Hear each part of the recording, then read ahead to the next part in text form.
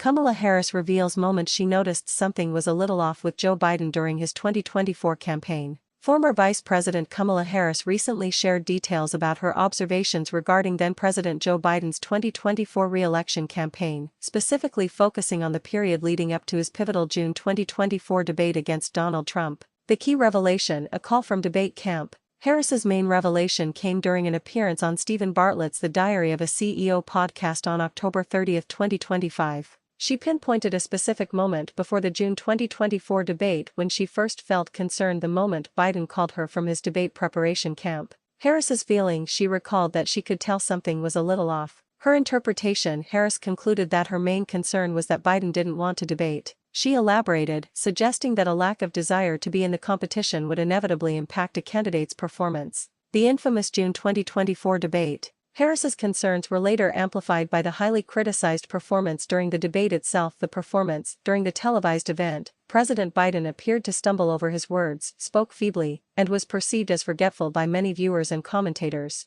Harris's reaction: she watched the debate with a small, trusted team in Los Angeles so she could have a candid reaction. While she expected some mistakes, calling a perfect debate impossible, the outcome was clearly more significant than anticipated. Biden's reaction post-debate. According to excerpts from Harris's memoir, 107 Days, Biden was later described as angry and disappointed with her because he didn't grasp the extent of how poorly he had performed. He reportedly insisted his previous debate performances were strong and that this one hadn't hurt him much, which she found difficult to accept. Recklessness and taking responsibility. In other recent interviews promoting her memoir, Harris has reflected on the broader context of the 2024 campaign and Biden's decision to seek a second term, calling it reckless. She has publicly stated that allowing President Biden to make the decision to run for re-election entirely on his own was an act of recklessness. Personal regret. In one interview, she admitted that her silence and decision not to challenge Biden's re-election bid was also a form of recklessness on her part, suggesting she should have voiced her concerns given the stakes.